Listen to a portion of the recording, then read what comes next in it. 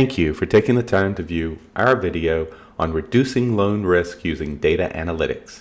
Our group included Kenji, Vinky, and Tim. Let's examine the business understanding aspect of our project. Our group chose to look at the lending data from the lending club to see if we could solve the business problem of maximizing profit, improving over the existing lending club application process.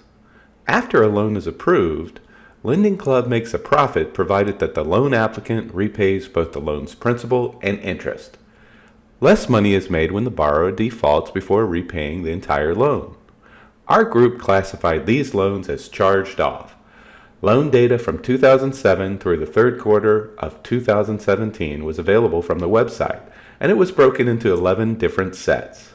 We found that each set of data was a little different, which complicated analysis. We wanted to see if we could find predictive models that might have the ability to improve Lending Club's profit, and also see if we could find interesting relationships in our data sets. If we were to continue data mining iterations, these relationships would be the basis to further improve increasingly accurate predictive models. If we could find a way to make the loan process less risky by predicting more loans that might be charged off, we could maximize the profit of Lending Club. Understanding our data. There was a great deal to figure out before we began to create a model. First, we wanted to note that we were looking at loans that had already been through Lending Club's risk mitigation model, so our results were dependent on their models pre-screening the loans and assigning interest rates based on the loan applicant's submitted application.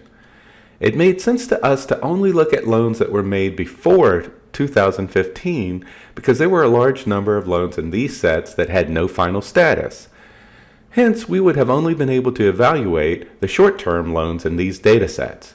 Doing so would have biased our model by not being representative of the entire set of loans for each year. There were 151 variables in the data sets we were looking at in this time period. And looking at the 2015 data, we found that 14% of the loans had been charged off, worth $245 million. So if we could find ways of avoiding these losses, we hope to maximize profit.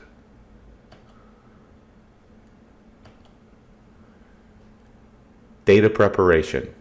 For this step, we spent a considerable amount of time examining missing values, outliers, combining multiple categorical values into only relevant values. To make things easier for our analysis with our analytical tool, we combined all data sets into one jump file. Manipulating this data set was sluggish due to the large number of records, so we chose a subset of approximately 54,000 random records. We integrated 9 different types of loan status to just 2 options of 0 or 1 for our target variable of charge-offs. This involved removing records that did not match these statuses. We examined histograms, correlation charts, did bivariate analysis, and finally looked at the log worth values to reduce our independent variables to 24 from the original 151. After setting up a 60% training and 40% validation split, we were left with the number of records shown on this slide.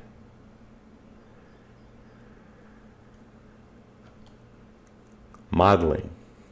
We evaluated 3 models: logistical regression, classification trees, and neural networks. Our predictive model would produce confusion matrices that would show us how often we guessed whether a loan was charged off versus whether they were actually charged off. Here are a few important observations. First, sensitivity corresponded to bad loans that were correctly rejected. Specificity referred to the percentage of good loans that were correctly accepted. To evaluate based on profit, we looked at the average cost in 2014 of a failed loan and compared it to the profit of a good loan. The cost of a failed loan was about $6,100, and the profit of a good loan was $2,500. In observing our results, the most accurate and useful model appears to be the neural networks model. Evaluation. How did we do? Based on profit, We evaluate the models we had created, and the best profit was associated with the neural networks model, which would have saved $500,000. The logistic model did fairly well with an estimated savings of about $445,000. Finally, the decision tree model actually would have lost over $3 million. Important observations of our modeling results included: our models generally break even on short-term loans. On the long-term loans, we had a much better profit. Results weren't final.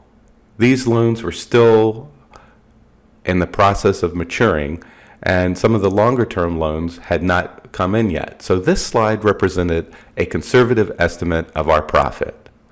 And finally, this evaluation showed that the neural network was the best performing model based on profit.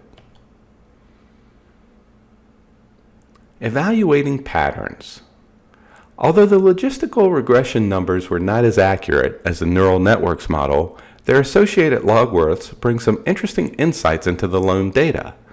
On this slide, you can see the amount each independent variable contributed to the logistical regression model.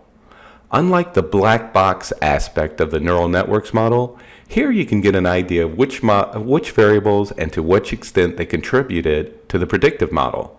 Looking at the top rated variables, we see longer terms had a higher chance of being charged off, but also had a higher profit.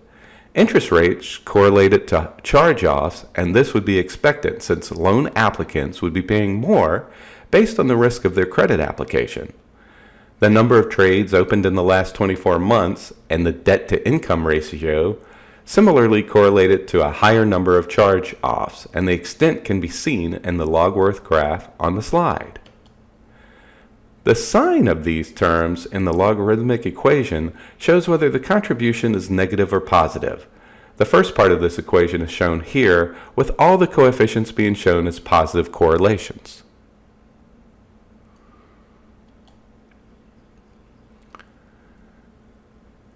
When doing an evaluation, we found some surprises.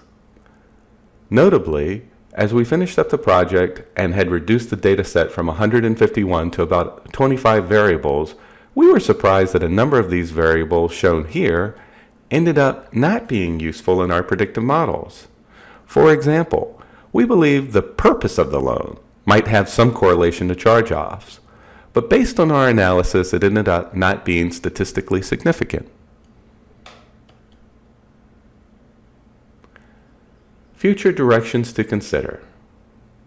Data mining is an iterative process, and we successfully developed a model that might possibly improve future lending loan.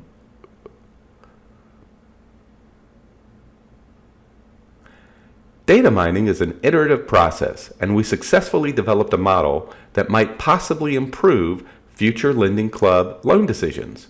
We also wanted to look at what lessons we had learned and what we might do if this project had been funded to do a second data mining cycle. First, we would like to consider treating short-term loans differently from long-term loans, since these loans behave very differently, with very different cost functions impacting profit.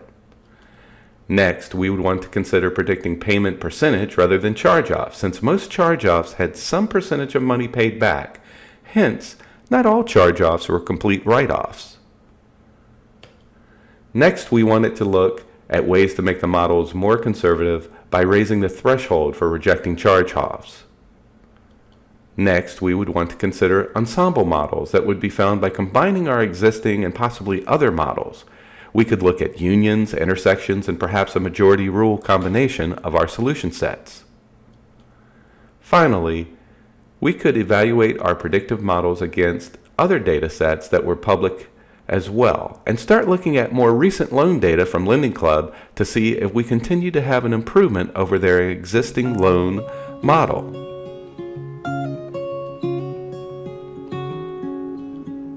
Thank you for taking the time to watch our presentation.